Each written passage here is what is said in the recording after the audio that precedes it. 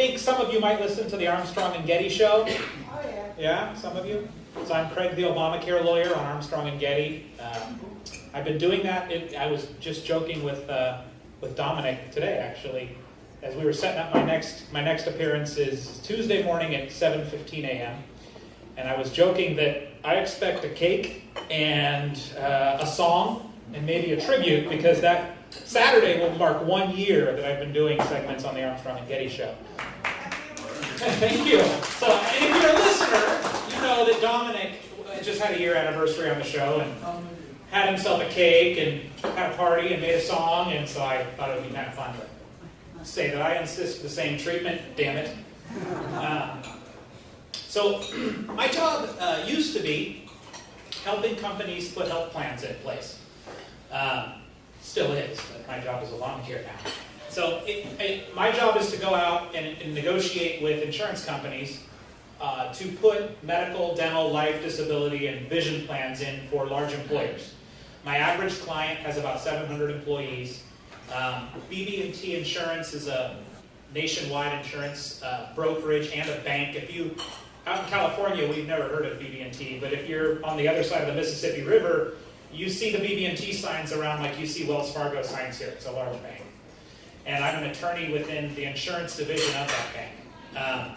So I work with very large companies to make sure that they have the health plans in place, the best pricing, etc. But increasingly over the last 5 years, of course, that has meant making sure that you're complying with Obamacare, you understand the ramifications of Obamacare, you understand what Obamacare is going to do to you, etc. I also teach human resources and employee benefits at UC Davis every summer. I give talks like this all the time, so I'm happy to be here. This is actually the first tea party I've spoken to, so a round of applause for you guys. This is kind of fun. And we're kindred spirits. I'm not a huge supporter of Obamacare, as you might imagine. I'm not a huge supporter of bloated bureaucracy and big government, by any means. And I think I was one of the first people to point out on the radio with Joe Getty about a month ago when the Veterans Affairs stuff started. It was a Friday, and I was going to be on Armstrong and Getty at I think 8 a.m. that day. And I was driving down at 7 a.m. listening to the radio, and they had just started talking about the VA scandal that I'm sure you guys are familiar with, right? And I thought, oh, Joe's going to make the connection. Of course, if you like the VA and you approve of what they're doing, then go ahead and vote for the candidates that are going to support Obamacare, because that's where we're headed. So if you're a supporter of what's going on in the VA right now, no problem. Obamacare is going to take us there. And it shocked me that when I got there at 8 o'clock, he hadn't mentioned it yet. That was the first thing I said when I went on the radio was, Joe, you just talked about the future of Obamacare for like an hour, And he said, that's a good point. And I think on today's show, or maybe it's yesterday, I'm a day or so behind on the podcasts, Jack mentioned the same thing. Jack said, why aren't more people talking about the fact that we have this huge VA scandal right now. We're seeing what big bureaucracy does to healthcare, but people aren't drawing the connection of this is what's coming with Obamacare. And so I have a presentation here, and really these slides are more to keep me honest so that I can remember the exact statistics and quotes that I want to share with you. Realize that the slides I have to the right these are actually designed for business owners and HR people. So there's some technical material in the middle of these slides that I'm going to kind of skip through, but the first half of these slides and the last third of them, roughly, are, I think, really paint a very good picture for everybody, every citizen, everybody in society as to what PPACA, the Patient Protection and Affordable Care Act, which is the long official name of Obamacare, what it really means as far as the size of limited government. I heard your principles at the beginning, and I thought it was great because Obamacare violates every one of them harshly. What Obamacare hurts free markets. It will be a huge, and I hope you guys walk out of here understanding, it will be the biggest expansion of our federal government in our lifetimes. For sure my lifetime, maybe not your lifetimes. But I'm going to share with you some of the statistics and what that means and why it's like that. So I like to start by calling it the law formerly known as Obamacare, or as PPACA, Patient Protection and Affordable Care Act. I've counted up, and it's not just me, there was actually a think tank that I wrote a paper on this that I pilfered through to count these up. 38 changes to Obamacare since it was written and passed 4 years ago by President Obama, the administration, judges interpreting it a certain way, calling it a tax when maybe we know it wasn't a tax, etc. There have been 38 changes, most of which constitutional scholars, like my friend Tim Sandifer, Tim the lawyer, who you've also heard if you've listened to Armstrong and Getty, would tell you are completely illegal. In fact, both Tim and his wife have cases pending against the federal government right now, attacking various aspects of Obamacare. And I did mention to your people here that I'm having lunch with Tim tomorrow, so I'm going to recommend he come and speak to you in the next year so that you guys can hear his slant and buy his book, which would really be why you would want to come here. I'm just kidding. He's on a book tour, so we want to support Tim.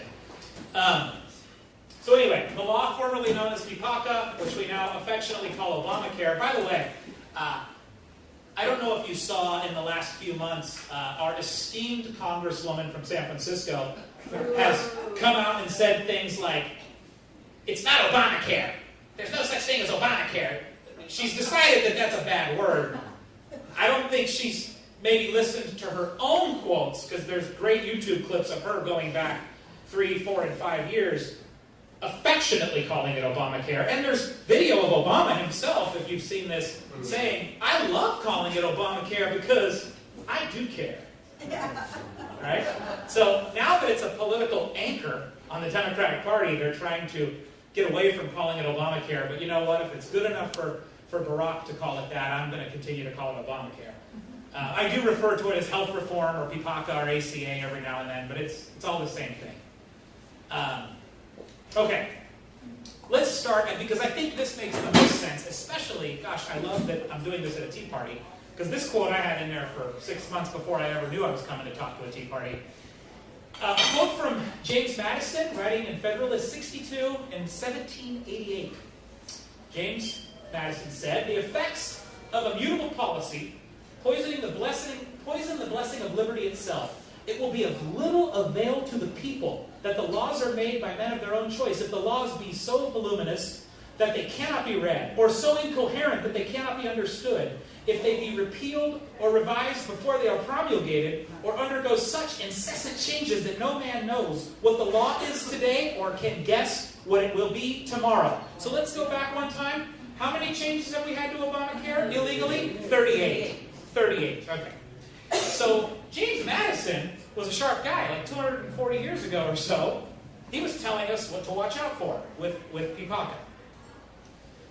So I want to give you just kind of a really big, broad overview on the facts of this law. And this is what a lot of people don't do. And I honestly haven't had time to do this on Armstrong and Getty, because those are always such short clips. And I always want to hit you with kind of the real gotchas in the law. But here's some facts about it. It's of course, the official name is the Patient Protection and Affordable Care Act, which is hysterical, right? Because it really doesn't protect patients, and we all know it's not affordable, right? So it's the Non-Protection and Unaffordable Care Act. It's also referred to as Obamacare or healthcare reform. The statute itself, so that which Congress promulgated and the President signed, is 2,400 pages long. Just over that, I think, actually, a couple pages over. And you've got to get your head around this statistic. If the regulations, so I want to take a step back to high school civics class, because this is always helpful. I remember before I became an attorney, I never really thought about the difference between statute, law, and regulation. So a law and a statute are the same thing. It's what Congress passes and the President signs. Those are statutes, those are laws, right? Those have the authority to bind all of us in this country. But then, quite often, what Congress does is they'll pass a statute, and Tim the lawyer, I'll just take his line, they'll pass a statute that says there shall be no bad things.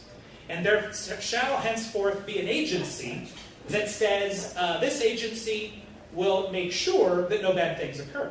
All right? And then you create the EPA. or the air board, or whatever, right? You create this federal agency, and then you give that federal agency the power to write more rules that we call regulations. We call them regulations because they're not statutes. They're not passed by Congress and signed by the president. They're delegated to an executive agency known as an administrative agency, and that administrative agency writes these things, and those are called regulations. They still have authority over us as well, okay?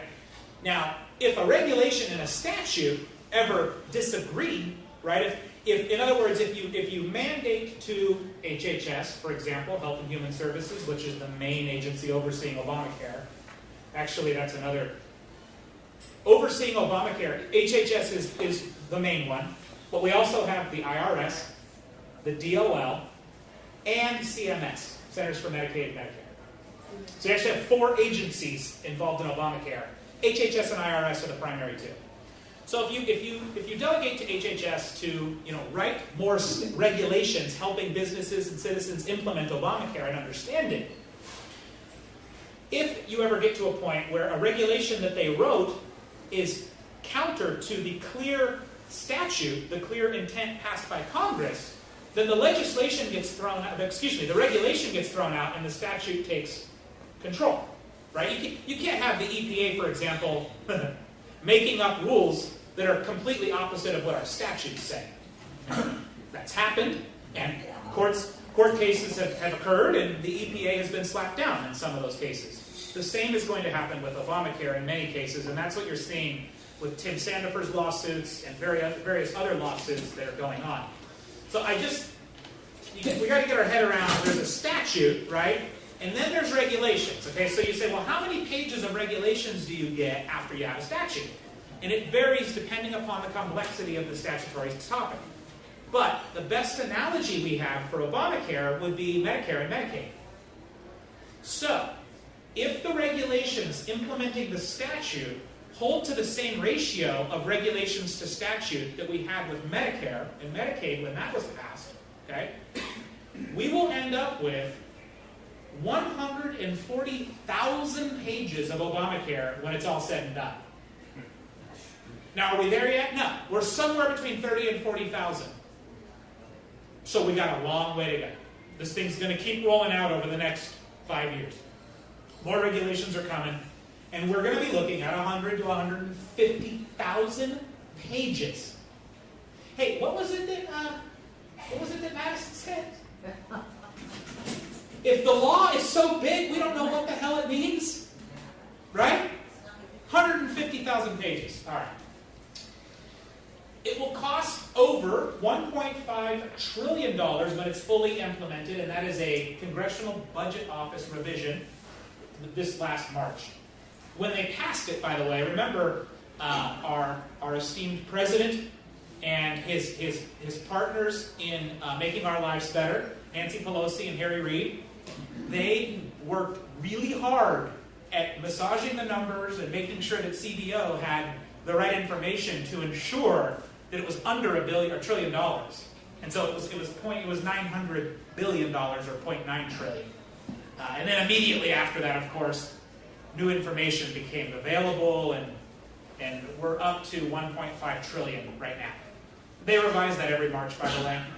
It'll change again next March, just because the law is changing so rapidly. Well, the law isn't changing, as my friend Congressman Tom McClintock likes to say to me. He says, the law isn't changing, Craig.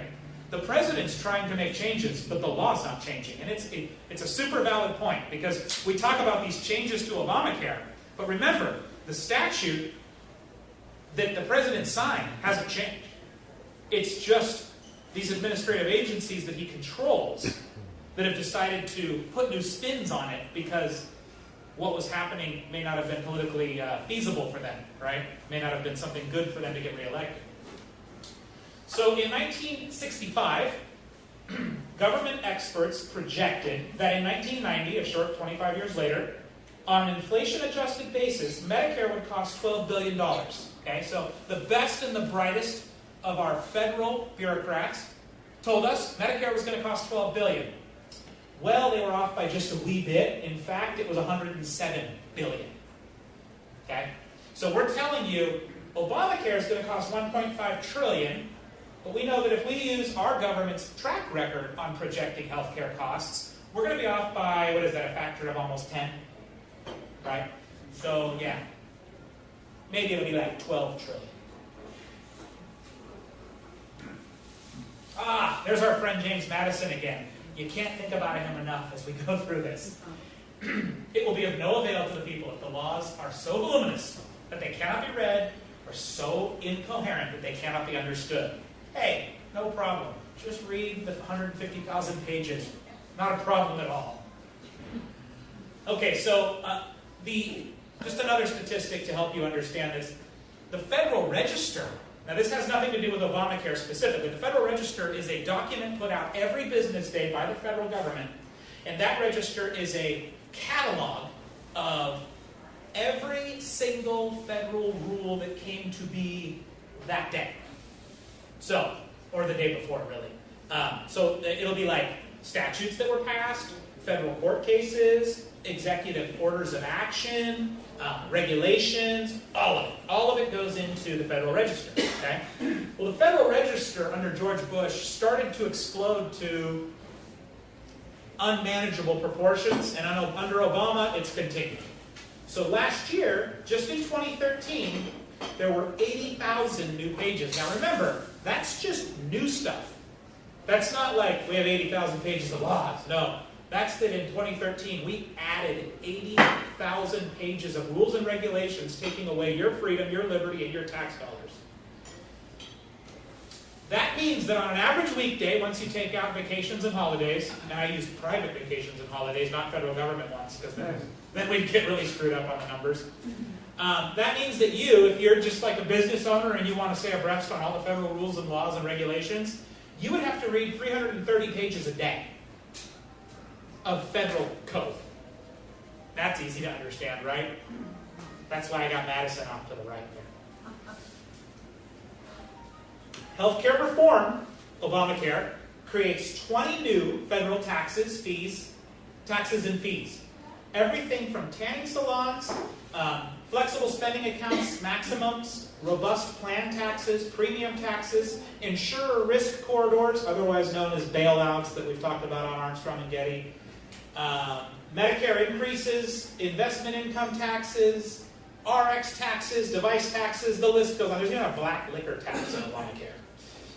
20 new taxes. By the way, let me say this. Some of you may want a copy of this presentation. Was it Colleen? Yes. Colleen has a copy. I gave her a copy. And I actually, a lot of this information you can get on my website. You can get my website just by, you can either go to craiggottwals.com, which is my name, or benefitrevolution.blogspot.com. Or the easiest way might be to just Google Craig the Obamacare lawyer. That's the first one that pops up. Thanks to Armstrong and Getty, by the way. It was only a few months ago. Dominic goes, "You ought to buy Craig the Obamacare lawyer domain name," and I go, "I don't need to." He goes, "Why?" I go, "Google it." And my website's what comes up. So, the Nonpartisan Congressional Budget Office estimates that healthcare reform alone will eliminate 800,000 jobs by 2021. 800,000 jobs. Okay, a little bit more on reform. Analysis by the Joint Economic Committee and the House Ways and Means Committee, again, these are congressional committees, estimates that up to 16,500 new IRS agents will be needed to collect, examine, and audit the new tax information mandated on families and small businesses in Obamacare. Because IRS is the enforcement arm of Obamacare. So for those of us who don't buy the federally prescribed insurance, it will be IRS that we deal with when it's time to pay our fines or whatever. And if anything says warm and fuzzy and improve my health care, I don't know what says it like an IRS agent knocking on the door, right? I mean, y'all here at the Tea Party, you hear 16,000 new IRS agents, you just get excited, right? Because you know that means y'all are on number one on their list, right? We learned that this last year too, didn't we? They like the Tea Party a lot. They pay a lot of attention to that. Complying with PPACA will take as many hours as it would take to build Mount Rushmore a mere 1,500 times. That's 100 million hours on 174 different requirements, and that's a House Ways and Means Committee statement issued 1 year ago this month. The law will greatly increase the federal government's role in healthcare by expanding Medicare. That's a typo. It's not Medicare, it's Medicaid. Thank you very much. So I have a typo there. The law will greatly increase the federal government's role in providing you health care by expanding Medicaid by 33% in most of the states. Not every state elected to do that. California, of course, did. What that means is you had to be at 100% of the federal poverty level or below to collect Medicaid, which is the federal insurance for the low income. Now in California, you can be up to 133% of the federal poverty level to get Medicaid. And if you make more than that, of course, you go to Obamacare and you get taxpayer dollars to have your health care. And you really don't want to get a raise or work much harder at work, because the more your income goes up, the less tax dollars you get to buy your Obamacare. And we'll talk about that too. For nearly 1/3 of the calls that go into the Medicare and Medicaid hotline, reporting waste, fraud, and abuse, government workers take over 4 months on average to begin the investigation.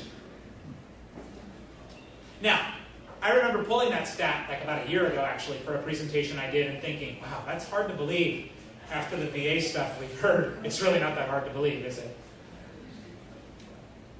So in March 2014, we just had Congressional Budget Office updates on Obamacare, which, it's great to have CBO stuff, because the CBO is truly about one of the few things we have in Washington, D.C. at the federal level that really is pretty darn neutral. I mean, they really do work to be bean counters and just give you the facts as they can, right? So the CBO, it's good because you'll see, the people with the R and the people with the D after their names both citing the CBO as kind of an authoritative source on what's going to happen. So we just got a brand new report in March of 2014, and it was really long and really complicated, so not a lot of people spent too much time talking about it. But I went through it, and I pulled some really interesting statistics on their outlook for Obamacare. So, in the next 10 years, okay, so 10 years out from now, they're projecting that 31 million non-elderly residents, and we always say non-elderly because elderly would be Medicare, and they're not in this picture. If you're on Medicare, Obamacare is not something that you're not going to buy Obamacare, you're on Medicare, right? So we take that out of the picture when we look at just Obamacare. So 31 million non-elderly residents in the United States are likely to remain without health insurance 10 years from now. This is from the CBO, just in March. Where did you hear this in the news media? Right? You didn't. That's roughly 1 out of every 9 residents that are not in the elderly population. And I actually even put the page numbers of the CBO report on here because, I thought somebody might want to check these numbers. This means that, because right now, or when Obamacare passed, I should say, 2009, 2010, when we passed this thing, when they passed this thing, we didn't do it. We had 45 million uninsured. So, over 10 years, we're going to go from 45 million uninsured to 31 million uninsured. Yes, we're going to have a reduction in uninsured of 14 million people. There are about 314 million people in America. So this equates to a 4.5% reduction in the uninsured. 150,000 pages of rules, $1.5 trillion, tens of thousands of people losing their health care and getting lesser health care, increasing their taxes for 4.5% reduction in the uninsured. Guys, the Obamacare train wreck is not a right-wing topic. I am reading more and more from left-wing, from University of Berkeley professors, from University of Chicago professors, from people that write on healthcare policy at the New York Times that are saying, we could have done so much better than Obamacare. We just could have. It is not going to do what it even was intended to do. At least stated that it was intended to do. The average taxpayer subsidy in the exchange will go from, so this is again, annual subsidy to an average person in the exchange. They're going to get about $4,700 of taxpayer dollars this year to buy health care. And that's going to go up to roughly $8,400 in 2024. Okay? That's how much we're going to give to people to buy health care so that 4.5% less Americans can be uninsured. 6 million and 7 million fewer people will have employment. I think that's supposed to be, I know a typo, sorry. I think that's supposed to be 6 to 7 million. About 6 or 7 million people will have employment-based insurance each year between 2016 and 2024. That would have been the case in the absence of the ACA. So I remember actually looking at this chart, and what they do is they go through year by year and they show you how many Americans will have health care through their employer. And basically that number goes down about 6 to 7 million people per year starting in 2016. It actually erodes less in 2014 and 2015. And I think their logic is Obamacare is still so new, people are a little bit more leery to jump into it, but once it sort of takes hold, you'll see it dropping down, by bigger chunks. You guys had a figure against the uninsured number you already gave. This means we're actually increasing the uninsured. Well, it's embedded into it. It's all encompassed. So what's happening here is, you're going to get 6 million people losing their employer coverage, and the assumption is like 5 million of them roughly are going to go into Obamacare. This is a balance. Yeah, good point. The CBO estimates that the ACA, Obamacare, will reduce the total number of hours worked on net by about 1.5% to 2% during the period from 2017 to 2014, almost entirely because, I had to quote this because this you did hear in the news media a couple of months ago. Fox News reported it, and it did get a lot of media attention. But because, quote, workers will choose to supply less labor given the new taxes and other incentives they will face and the financial benefits some will receive. Again, the lower your income, the more subsidy you're going to get. So that is an incentive working against work, right? And so the CBO said, yeah, you're going to see 2% less hours worked on net nationwide because people are going to choose to work less. Now this becomes your debate on, is that a good thing, right? I mean, the wonderful Congresswoman that we mentioned earlier would tell you that's the most beautiful thing we can do for our society because that's more people to be artists and poets. And that's what we need, right? I mean, that's the beautiful thing we're doing for them. And then there are others, some of you maybe in this room, who might say, that's hogwash. Hogwash. I know, I speak strongly. So where are we now? Okay, this is where we get into some of the specifics of the law that I'm going to blow through pretty quickly for you so I can open it up to more questions. Employers with 100 or more employees must offer government-approved health care by January 1, 2015 or face a penalty. By the way, that was supposed to be January 1, 2014. The statute says January 1, 2014. President Obama said, oh, no, we're going to delay it a year. He didn't have authority to do that, but that's what they're doing, okay? If an employer chooses not to offer health care, that employer will face, and by the way, it does also apply to employers with 50 or more employees, but it applies at a later date. That's why you don't see it here. $2,000 per employee per year, minus the first 30. So what does that mean? It means if you have 100 employees, and you say, I'm out, I'm not providing health care anymore, I'm done, you go buy yourself some Obamacare. You actually would pay $2,000 times 70 employees. For whatever reason, the government was kind to us, they gave you a 30-person deductible. That's one way to look at it. You don't pay on the first 30 people. So your fine in that case would be $2,000 times 70 people per year, which, by the way, is a lot less than buying health care. Health care costs $6,000 to $9,000 per employee, depending upon your plan. Now, this fine is not tax deductible, and healthcare plans are. When you factor tax deductibility into this, that fine looks a little bit more like $5,000 to $6,000. So it gets a little closer to being a wash, but it's really not a wash. If an employer is looking at this purely from economic standpoint, an employer would say, it's cheaper for me to pay the fine, right? But employers aren't jumping to do that quite yet because they still want to be able to recruit top talent. and they don't want to have to tell the people that they're looking to hire, you got to go to the exchange. We don't have a health plan. Not yet. Not yet. That could come. Who knows? Interestingly enough, that's if you just don't provide health care, if you're an employer. Now, if you're an employer and you do provide health care, but the health care that you provide is inadequate in some way, either it doesn't cover enough stuff or you charge too much for it, that fine is actually $3,000 per employee. So in the most simplistic view, if you just quit altogether, your fine is only $2,000. But if you try to do the right thing and you screw up somehow, your fine is $3,000. The first fine, the one difference is the $2,000 fine is for everybody. Everybody minus 30. The $3,000 fine is only applied per employee that goes to the exchange and gets a subsidy. So, okay, let's imagine again you had 100 employees, and you said, I'm going to provide health care, but my health care is only going to cover 50% of your expected costs.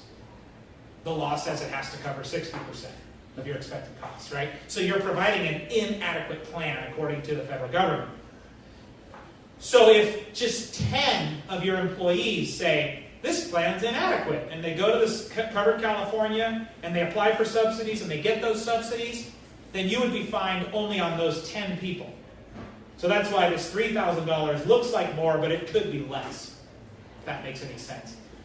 Remember Madison? The laws are so complicated that you can't understand them? I've been doing this for 5 years. And there's still big chunks of it. Trust me, people ask me, I gotta look that up. I honestly don't know. There's also another fun fine. That's if you fail to provide an essential health benefit. So there are 10 listed categories of essential health benefits, like preventive health care exams, reproductive coverage, mental health coverage, substance abuse addiction coverage, things that plans sometimes didn't cover in the past. If you eliminate any one of those 10 mandated areas of coverage, you actually could be fined $100 per person per day if you do that. That's the Hobby Lobby deal. Hobby Lobby doesn't want to cover certain things. And I don't know the status of that legislation right now. I believe it's still pending. But they're being told you have to cover those things, and they've taken it to court because they don't want to provide certain abortive or reproductive coverage, if you will.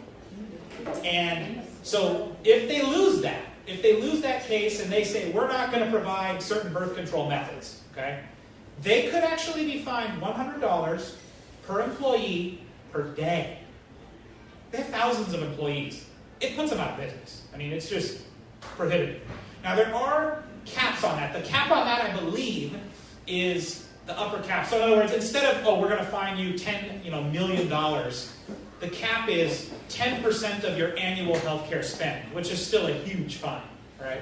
So there is an upper cap on that, but just so you understand some of the fines out there. Now, that's for employers with 100 or more employees. If you're an employer with 50 to 99 employees, you actually illegally have been given until 2016 to comply with the law. And I say illegally because the statute itself requires all employers to comply as of this last January. All employers with 50 or more. The president's ad hoc changes to the law have now said, basically, we, the federal government, aren't going to enforce it on mid-sized employers until 2016, and we'll enforce it on large employers beginning in 2015. Now, there's been 38 of those instances, right, where the president has basically changed what the law, or tried to change what the law says. Okay, so I have a note here at the bottom that says, well, watch out for employee suits to enforce the statute as written. Back in November, I met with Congressman McClintock on this topic. And he actually spun my head. He's a very, very bright individual. And I was talking about various changes and how the federal government wasn't going to enforce various aspects of the law. And he said, doesn't matter, totally irrelevant. And he says it on in his town halls too. He just somebody will ask something about a delay in the law, and he goes, irrelevant. That's not what the law says. It's kind of funny the way he comes out and says it that way. So his point is, there are these parts of Obamacare that are in place, right, that say they are supposed to be in place right now today. But the government has come out and said, yeah, but we're not going to enforce that. We're not going to enforce that. So most employers have said, oh, okay, good, I can wait another year before I worry about that, right? The problem is, and I know it's coming, it just hasn't surfaced yet anywhere specific that I can touch. The problem is the statute, and remember the statute controls the regulatory action, which are these things the government has said they're going to delay. The statute says these things are to be in place now, right? So, what's to keep a group of employees from maybe picking one of these aspects of the law that have been delayed, banding together and saying, the fact that you're not doing this now, as the law prescribes, hurts us, therefore we're going to sue you for the penalties that the government should be taking from you. We're going to stand in place of the federal government and sue you, employer, under the authority of the statute, which takes precedent over the administrative actions that have come forth and said we're not going to enforce it. That's coming. I assure you, and I think I've said this on the radio in various aspects, but that's coming. Because, and Congressman McClintock, frankly, is the one that put that idea in my head. His point was that no corporate counsel for any Fortune 500 company would be unwise enough to advise anything else. In other words, maintain to your employers that you had better comply with these things January 1, 2014, even though the government has said they're not going to enforce it until 2015 or 2016. Yeah, you might not have the IRS come and knocking, but there's nothing to say that you couldn't get a group of employees together to sue you. Now, would they win? I don't know. That's a murky suit, because the employees have to come together and say, we've been harmed, and we're suing you because you're not doing what the law says, but the law doesn't necessarily have an aspect of it that allows them to sue privately, so it gets legally sticky. But I can tell you that as an employer, that has to be worrisome. And I do advise my clients of this all the time. When they say, do we have to do this now? I always say, well, the federal government's not going to enforce it, but that doesn't mean that you wouldn't have an employee try to sue you because you're not doing it yet. As a business owner, nightmare, guys. Nightmare, because now you have to make a risk analysis on every one of these things that could end up putting you in jeopardy. Minimum benefit rules. I'm going to skip that, other than to say Obamacare plans by law, when you look at Covered California, when you look at the plans that are sold, they're labeled as platinum, gold, silver, or bronze.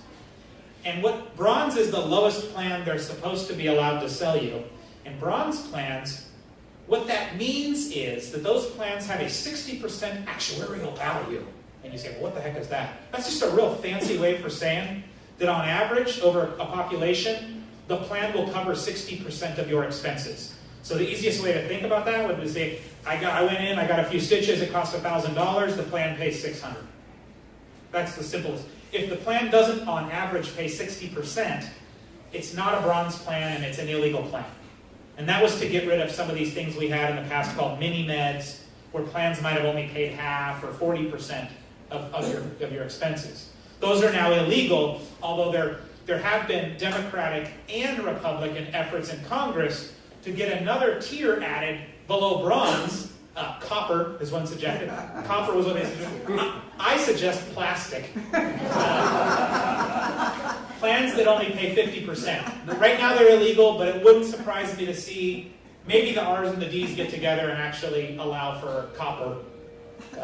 I think we should do a plastic one that only pays like 25%. Like you got a $1,000 bill, we'll kick in like $200. You pay the rest. That's a plastic plan. Okay, the other thing is, you say, well, how high can a deductible be in Obamacare? And I'll just say, that right now, it's actually, I put $6,300 here, it's actually $6,350. So a plan, you say, well, okay, what does this plan look like? A plan could actually have a deductible for a single person, not a family, a single person, of $6,350 and be a compliant Obamacare plan. That's the highest. If a deductible is higher than that, it's an illegal plan. Okay? And I'm really oversimplifying that, but that to give you an idea. Oh, this is fun. This is so fun. I love telling people this in open enrollment meetings. Americans, this is the law as of 2014, because even though the government said they're not going to enforce it on businesses, they're going to enforce it on individuals, or at least they say they're going to, but they're really not. Americans not covered under the government plan, under a government plan. That's, by the way, whenever you hear a friend, maybe a family member, a misguided one, talk to you about how we don't have any safety net in America, we don't have any government health care. What the heck are you talking about? 50% of America is covered by government health care. Huh? Yeah. When you cobble together, I work for a state government or the federal government, or I'm on TRICARE, or I'm on Medicare, or I'm on Medicaid, that's roughly half of America. We don't think about that. We always think America had this free market healthcare system. Yeah, not really. We had a huge safety net. We had a safety net for the low income. We had a safety net for the elderly. We had a safety net for people that worked in the military. And that safety net's really working out well, isn't it? Anyway, so this is the message for employees and individuals out there now. If you're not covered under any one of these government plans, you then must either get coverage through an employer or buy an individual plan on the free market, or, because you could still buy an individual plan from a broker, you don't have to buy from Obamacare. If you do, you don't get a subsidy though. So you say, well, why would anybody do that? Well, if you're making more than 4 times the federal poverty level, you're not going to get an Obamacare subsidy anyway, so you might as well go to a broker and get a private plan. You don't have to go through a state exchange that way. Anyway, you have to either have an individual plan, you have to or have a government plan, or go uninsured. Okay?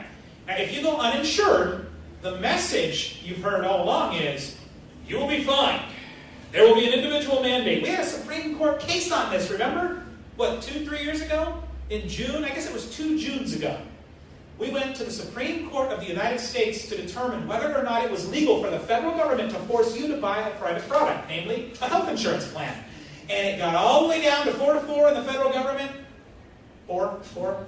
And Justice Roberts said, yeah, the federal government can do this because it's a tax. It's not anything else, and the government can levy taxes. Okay, so the government can force you to buy a health care plan. And if you don't buy that health care plan, we're going to fine you, right?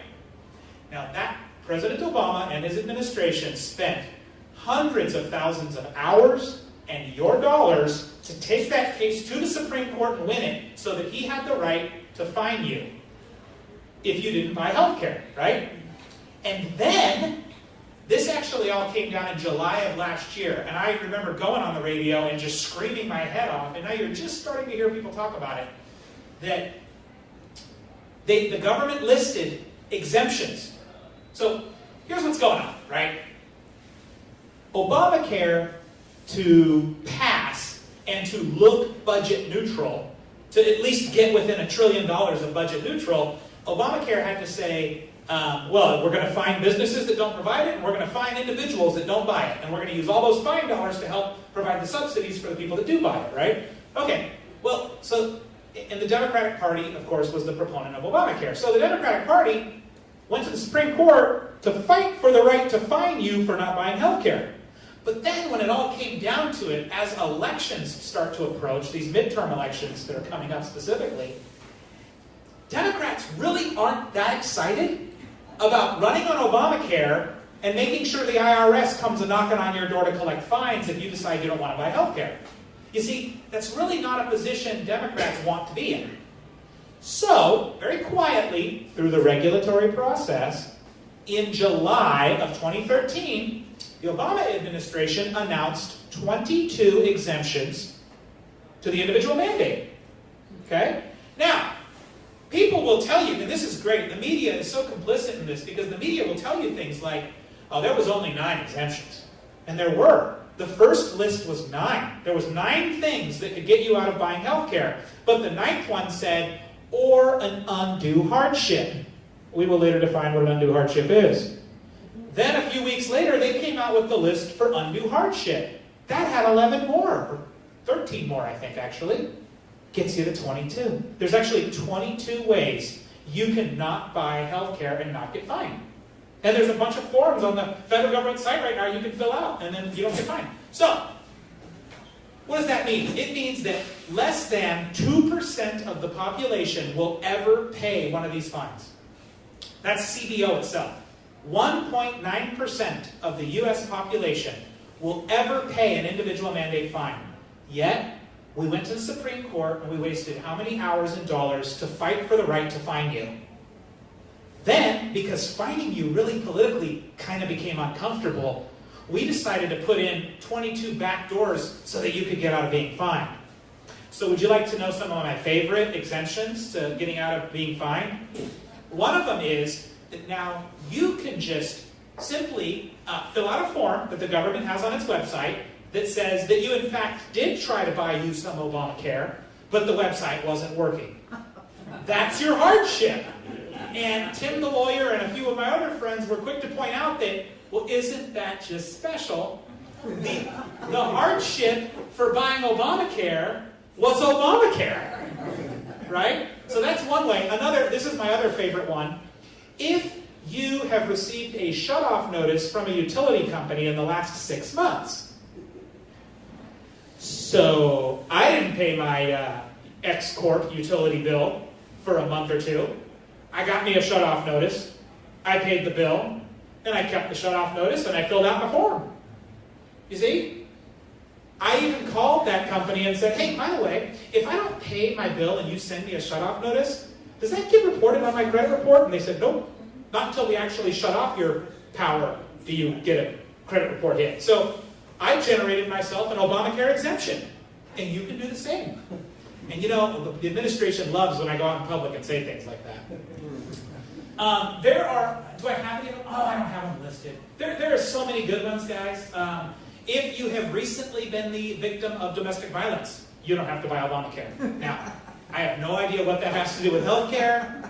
You could be rich. You could be the wife of an NBA superstar, or you could be the girlfriend of an NBA team owner and be filthy rich and have 10 Bentleys bought for you in the last year. But if you happen to have been the victim of domestic violence, you don't have to buy Obamacare. It doesn't make any sense. I understand that you don't want to, do anything to hurt people that have been the victims of domestic violence. Anyway, 22. There's 22. And the simplest ones are that you can just say you couldn't get it on the website, or you can generate for yourself a shut-off notice from your utility company. Yeah. Or I think there's one that says if you don't pay federal income tax. It's that 47% Mitt Romney was talking about. They're not going to get fined either. Go figure. Okay. The individual mandate, remember I said 1.9% of Americans will ever pay it. So the individual mandate in the tax that 98.1% of you won't pay it, i.e. the 98.1% of you that are smart enough to figure out how to generate your own exemption. Anyway, it's a really small mandate the first year. It's $95 or 1% of your income, whichever is greater. And then it ramps up into 2016 where it's just under $700 or 2.5% of your income, whichever is greater. Now that's a much more substantial fine. And it maxes at 3 per family. So if you got a family of 6 and none of you have health care, you only pay 3 fines. Ooh, what a bargain. So this is just some reiteration. CBO reported in March of 2014, that was an update by the way, that only 1.9% of Americans will ever pay this fine. Come on! I've never heard anybody in the news media say that. That one kills me. We spent so much energy on this. Here's where I have some of the exemptions listed. There are now 22 exemptions, including a self-reported exemption that you believe healthcare exchange plans represent a hardship to you. That was the one I was talking about. Other exemptions, those who are not filing non-federal taxpayers, those who received a utility notice shut off in the last 6 months. If you're homeless, you don't have to buy Obamacare. If you've been evicted or are facing foreclosure in the last 6 months, you don't have to buy Obamacare. Basically, if you want to just go all the way through it, who doesn't have to buy Obamacare? It's people that are, more likely than not to vote for the people that passed Obamacare. If you want to cut through all of this and say, well, experienced increase in bills caring for members, okay. So here's my prediction, and I made this a year ago, so it's nothing new.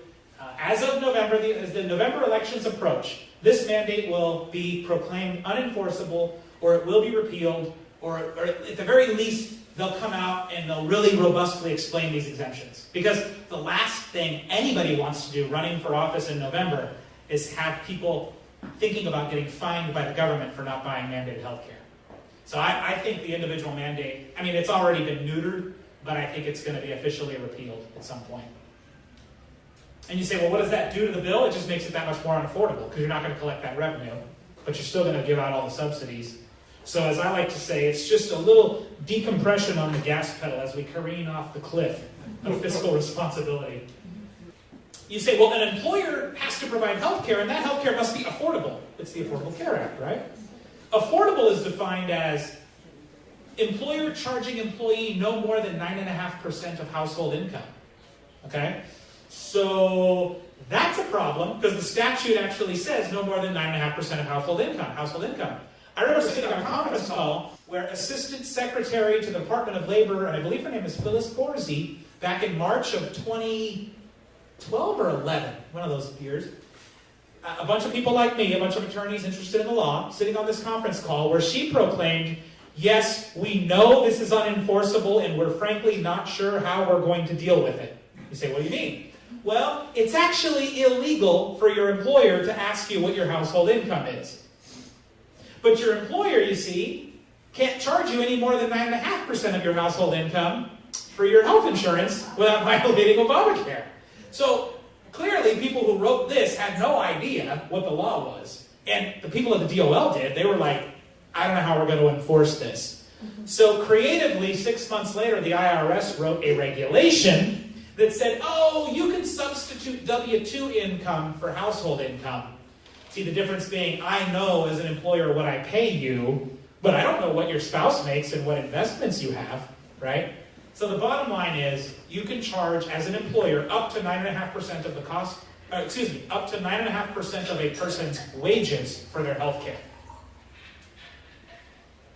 Employees who make less than 4 times the federal poverty level are eligible for subsidies in the exchanges. Well, right now, a family of 4, that's $95,400 for a family. So if you're having a hard time out in society, maybe you're in Kansas and you're a family of 4 and you're only making $95,000 in Kansas, you're so destitute that the government's got to help you buy your health care, right? Because this thing is not indexed for it's the same in San Francisco as it is in Maine, right? So there you go. We're gonna give a lot of government dollars to people to buy health care, all the way up to 4 times the federal poverty level. God, that's really specific for HR people. I'm going to skip that. Oh, what is the federal poverty level? This is a little bit busy, but it gives you an idea. If you have a household of 1, the federal poverty level is $11,600. 4 times that would be $46,680. Again, so if you're a single person and you make less than $46,000, you would qualify for Obamacare subsidies. If you are a family of 8, it could go all the way up to $160,000. So you see how this table works. It just shows you the different levels. Now, why do I have it gradiated at 100, 133? Because your Obamacare subsidies increase as you slide down this scale, right? So the less money you make, the more subsidy you get. So now, government officials have to be looking at exactly your income level and calculating it based on federal poverty levels, and that's going to determine the taxpayer dollars that you get to reap. Another fun one. I had to just share this one. One of the requirements in Obamacare is that all employers must now hand out a 4-page summary of health insurance every year. They have to make sure everybody gets it, and that is supposed to be culturally and linguistically appropriate, which the government goes on to define as meaning that the language in your summary, employer, must be, means that the race, ethnicity, gender, geographic location, socioeconomic status, including education, employment, or income, primary language, and disability by racial and ethnic subgroups must be factored in. HHS shall collect and accurate data on the health and healthcare by race, ethnicity, primary language, sex, sexual orientation, gender identity, disability, socioeconomic status, rural, urban, or other So all that stuff has to be factored into the 12-page or the 4-page summary of your health care that I give you. How exciting is that, huh? By the way, it was supposed to be 4 pages, and they realized they couldn't do these things in 4 pages. The statute says 4 pages. So the regulators said, oh, well, that's 4 pages front and back. So now it could be 8 pages. And, oh, by the way, it does say margins shall be no less than 1 inch, font shall be no less than 12 inches, 12 point. It actually specifies that level of detail. Remember Madison talking about the voluminous laws? Yeah, it's a good thing we're not going down that path. Yeah, you have to provide these notices in languages other than English if, in fact, more than 10% of your population is non-English speaking. So, aren't you happy to be an employer now, huh? Okay, discrimination testing is a complex healthcare topic. We're going to skip for this. The Cadillac tax is coming. It's in 2018. It's going to get repealed because even unions don't like it. And when unions don't like something, we repeal it. So I'm going to skip that. This is fun. I had to share this because this just came out this week. This is straight off of my blog. From Megan Stiles at the Campaign for Liberty. An investigative report out of KMOV, which I believe was Dallas. I think it's a local station. I believe it was in Texas. And I think it was Dallas. Shows that Serco, which has a federal contract worth upwards of $1.2 billion, is paying workers to do nothing. According to the current employee, the main thing is that the data entry side does not have hardly any work to do. They've told us to sit at the computers and hit the refresh button every 10 minutes. No more than every 10 minutes. They're monitored to hopefully look for an application. This is what we're paying for right now in some of our Obamacare contracts. Aren't you guys glad that your tax dollars go for that? And I got to get to this. This is the last few slides. I want to put this in perspective for you all, federal budget-wise, okay? Here's federal spending. This, I think, is 2012, so it's a little old, but the percentages are pretty dang close. You see that really, the federal government is a giant insurance company, right? We all fight about, this is what's funny, the R's and the D's, they love to fight about the purple, right? Or no, the blue, excuse me. It's the domestic discretionary and the purple, I suppose. That's what they really fight about. What are we going to cut? How are we going to cut it? But what we see is 41% of the federal government outlays go to Medicare, Medicaid, and Social Security. Okay? And then the second biggest, of course, would be the red, which is military. And then you've got the discretionary, which is what they always fight over, and that's 12% of our federal budget. Okay. Medical care drives the budget. So, if we look at Medicare enrollees, and we look at the cost per enrollee, okay, so we see the people enrolled in Medicare is going up dramatically from 75 to 2010 and projected in 2040. Now, if we look at how much we spent per enrollee, it was $2,800 in 1975. It was $12,000, which is pretty high because remember the average employee only costs $6,000 to $9,000. You would expect Medicare for old people would cost more. We spend about $12,000 per enrollee on Medicare. That's projected to go to $44,000 per person in 2040. Yes, that's going up because inflation's going up, but this is going up at about 3 to 4 times what inflation goes up. Okay? Government spending as a share of the economy. So, the red dashed line is approximately how much money our federal government takes in every year. Okay? The other lines are what we spent. So in 2011, you see we were spending quite a bit more than the red line. That's going to continue in 2012, 2040, and you see it just becomes unsustainable sooner than later. And it's color-coded by, where these dollars are going. So for us to understand our debt, we have to understand what $1 trillion is. We throw this number around, and we really, honestly, it's just impossible to get my head around it. So I think this helps. 1 million seconds, because we all know how long a second is 12 days. 1 billion seconds is 31 years. 1 trillion seconds is 31,688 years. So $1 trillion is a pretty big number. We owe, as of last month, $17.5 trillion. That works out to roughly $152,000 per taxpayer. I got a coworker who does really well.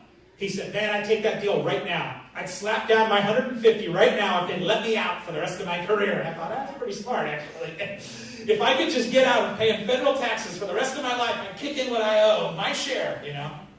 I guess that would be a flat tax, though. We're not for that, right? So, this is good, too. Remember the budget battle we had over the sequester last year?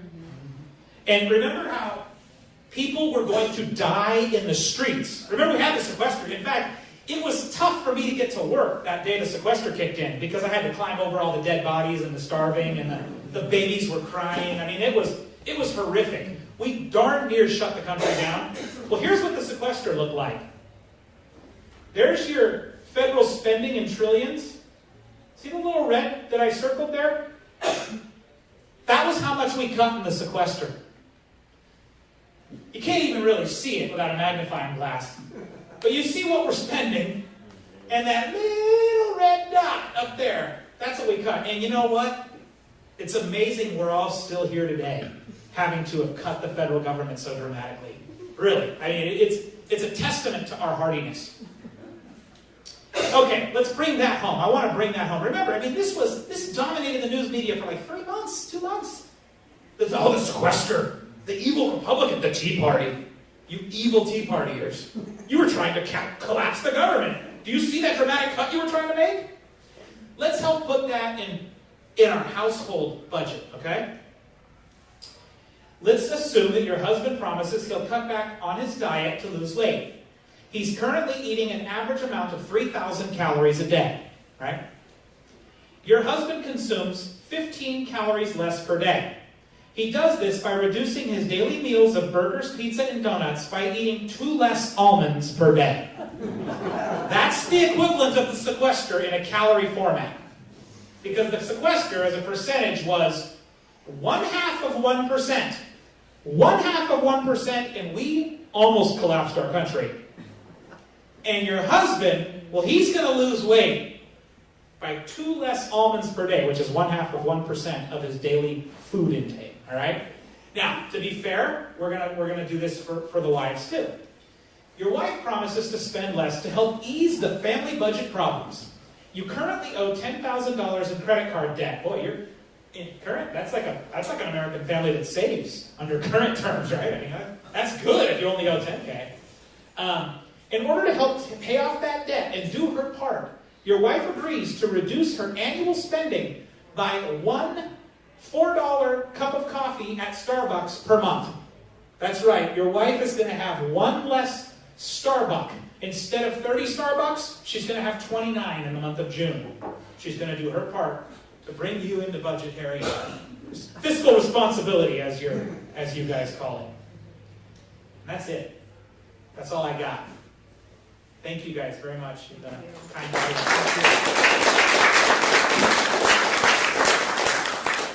Questions? Any questions? Yeah, yes, sir. It's taken probably billions of dollars for companies and state governments to get to where we are right now. If Obamacare is repealed, is it safe to say it'll cost just as much to undo it? Oh, that's a great question. And the answer is no. Because, so his question was, we've spent literally as a country billions of dollars to bring companies into compliance with Obamacare. If we were to rip out Obamacare or repeal it or greatly change it in the next election cycle or in, say, 2016, would it cost businesses that much to undo it? And the answer is no, thankfully. Mainly because the largest companies, say companies with 100 or more employees, the companies that employ most people, and there's a lot of companies with less than 100 employees, already had plans that were fairly compliant. So if I look at my particular office, which is headquartered in San Jose, we have a team of people like myself that do what I do. We have about 100 clients. Of our client base, of my personal client base, really only 5 or 6 of them were in real trouble with Obamacare. A lot of the other stuff was just nuances. We got to add this benefit here, we got to take that away. And those nuances, those changes to the plans, on average have cost my clients so far 5 to 10% of healthcare spend. Okay, so you say, well, so far. But if we look out to 2020, I'm projecting that'll be about 20% total. But if you say, well, if we undid Obamacare, what would happen, Craig? Well, immediately that year, I'd go in and make the changes back to the plans that they didn't want to make, and we could save some of that money immediately. Because we would take away some of the, like, for example, they talk about, providing, here's a good example. You hear in the news media, preventive visits are free. Your preventive care is free. When you go for your physical, it's free. It's free. That's great. That's a wonderful thing of Obamacare because we're gonna prevent diseases before they happen, et cetera, et cetera. Well, it's not free. It's just that when you go, you don't pay a copay. But the insurance companies aren't just, giving you those visits out of the kindness of their heart. They're building that into the premium. So when people say, well, what does that mean? I mean, it means everybody paid 1% more in premium so that we could prepay for those preventive visits. So if, for example, the law were to change tomorrow to say you don't have to do that anymore, I could go in and change these plans within a week so that you put a copay back in for a preventive visit and you don't have to prepay. And so that savings would come back quickly, which is good. There would be some loss because you have to hire people like me to go in and make those changes back, oh darn.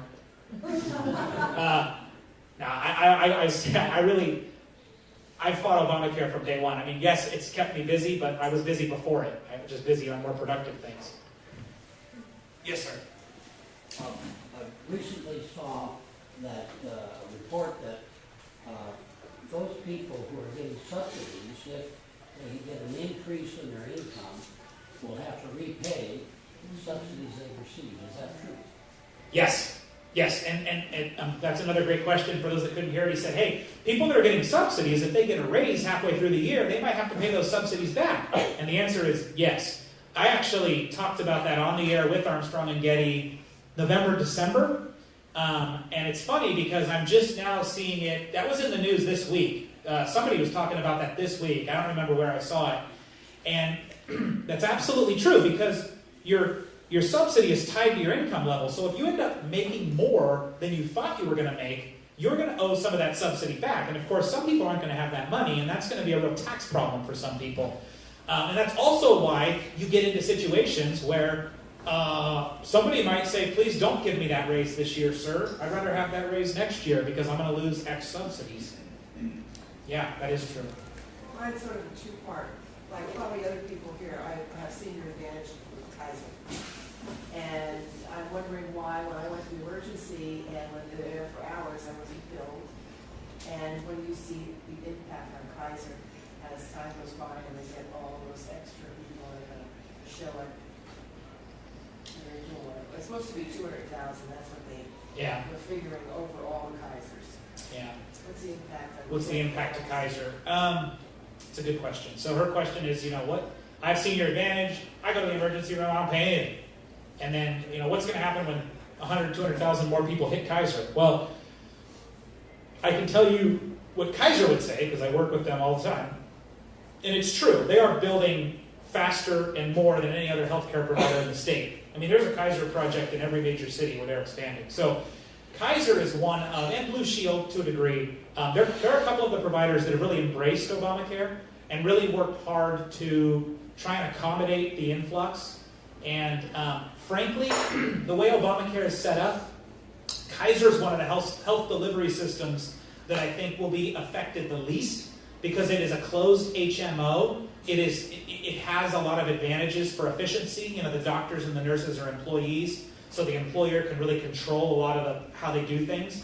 So I don't see Obamacare being so bad for Kaiser, frankly, really. I think people who like more open, large PPO panels, I think those are what you're going to see first go away over the next 5 years. Are they going to be able to afford to give us the care that we're used to now, or is that going to be Well, what you're getting at is really a more macroeconomic issue, and that macroeconomic issue is a very good one, and that I think I was talking about that with this gentleman before the speech, and that's that, look, if you've got a super bright high school kid right now, and that high school kid could be a doctor or a lawyer, there's a lot of parents advising that kid, I'd look towards law, because healthcare is increasingly becoming a government-delivered animal. It's an increasingly regulated animal, and I don't know if there's as much upside in healthcare as there is for, say, an attorney. So the bigger, that's called brain drain. Are we going to see as many new nurses and doctors entering the medical field to accommodate the baby boomers? And my personal feeling is we're not going to see the influx we need, and I do think we will see wait times expanded. But I don't think, my parents are in their 70s, and they're both with Kaiser, and they love Kaiser. And what I constantly tell my parents is, don't worry about it. You're old enough. It'll probably be fine in your lifetime. It's more my lifetime that I worry about. I'm 40, so I worry a little bit more about my retirement. But I do think you're going to see longer wait times. I do think you're going to see less people going into healthcare. It's really hard, though, for me to project how that sway will change. I can say that I do think closed HMO panels like Western Health Advantage in Sacramento or Kaiser or Chinese Community Health Plan in San Francisco, I think those are the best equipped to deal with this long term because they are really good at controlling costs. Yeah. I wouldn't worry too much about it, though. I think a lot's going to change on this law in the next 5 years, and if not the next 2. Yes, sir. Yeah, a question about that 800,000 jobs that projected to be lost. Are those just full-time jobs or both full-time and part-time? And I'm thinking about the 30-hour-a-week threshold where a lot of employers have been converting people from full-time to part-time. Yeah, I don't know, honestly. That's a good question. I don't know. I don't remember in that study if it was full-time jobs or both full-time and part-time. You could just go back to the CDO study that says you're going to see 2% less hours worked overall over the whole economy by 2020 because of the fact that there are incentives not to work more now. Yes, sir. Yeah, I'm on Medicare. You were saying earlier that the Obamacare didn't affect, if you're on Medicare, you don't have to worry about Obamacare. I was just wondering, since March, I've noticed more and more of my heart meds and stuff have dropped off the Medicare formulary. Is that part of the... You ever hear the death panels? Yeah. They either dropped off the formulary or... I'm going to channel my inner Sarah Palin right now. We're going to talk about... what I would say to you, sir, is I wouldn't say Obamacare is not going to affect Medicare, because Obamacare is going to affect everybody who sees a doctor, period. That's true. But I do think that if you're 65 or older, you have a lot less to worry about than those of us that are 40 and younger, is what I would say. When you talk about your formulary shrinking, and I would just say that's due to Obamacare and healthcare in general, because the problem we have in healthcare, its root, and this was a problem before Obamacare, and it's a problem with Obamacare. In fact, Obamacare probably has made the problem worse, is that inflation, let's just say healthcare for 14 years now has been going up 3 to 4 times faster than normal inflation. So there's been just intense pressure to increase deductibles, increase copays, reduce coinsurance, limit formulary drugs, force you to generics wherever they can, force you into HMOs when you used to have a PPO. All that stuff has been mounting, and parts of Obamacare absolutely do, put, how do I say this? There is a panel in Obamacare that starts, I believe, in 2016. It hasn't been my forte to look into this one too much yet. And it's what Sarah Palin called the death panels, and it is a panel in Obamacare called IPAC. Independent Physician Advisory Board, I believe is the official name. It's a panel of X number of people that is really constitutionally going to be litigated, because the way the law was written is that with these X 16 people, or whatever the number is, whatever they decide goes, and Congress can't change it, or only has a small window of time to change it. And their job is to find efficiencies in Medicare and to reduce what we're spending on Medicare so that we can channel some of those dollars back to the exchanges. So that absolutely is going to happen. It's going to have very little congressional oversight, but I don't even think that's started yet. So I don't know if specifically what you're saying, if it's due to Obamacare, other than to say everybody in this world right now in healthcare, all of us, brokers, attorneys, we're getting squeezed so hard. I get law school students and insurance people that both approach me and say, Craig, I've heard you on the radio, I've seen you, I want to do what you do, would you recommend me getting into your line of business? And I just say, no, not right now. You know, for the same reason, I wouldn't tell my brilliant freshman in college niece to go into healthcare, because this is a field that's getting highly regulated, and there are still things out there you can do that are less regulated. And that's what you should do, unless you have a passion to be a healer, and then of course be a doctor. But if you're looking to, so, yes, there's a relation, but I don't think it's direct. Thank you. Great questions, guys. You guys have had really good questions. And we are out of time. One more question, ma'am. If this is all going on, and it's going to squeeze the weather, things are going to go elsewhere. Are we going to lose our economy, like leading the country? Yeah, it's. I mean, this is going to.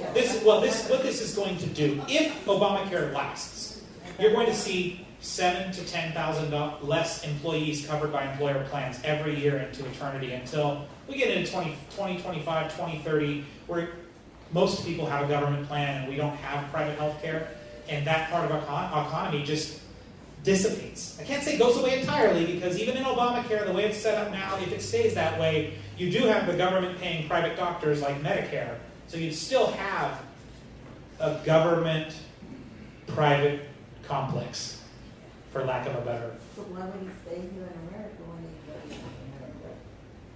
Oh, an employer? That's great. No, I don't disagree with that at all. Will it cause employers to want to leave? Potentially, yeah. Yes. But there's not a lot of, I have this debate with my coworkers too. There aren't a whole lot of countries in the world where I would be excited to go there because they're more free than us. You know, I mean, maybe Chile, from what I've heard. Costa Rica. We're already there. You're already there. Okay. My son and I were Yeah. already there. How did Walmart and McDonald's get They had plans that were called mini meds, and they were allowed to grandfather them in, but those exemptions are going away this year. They're going to have to figure out a different way to do it. So they're not for eternity. Thank you, folks.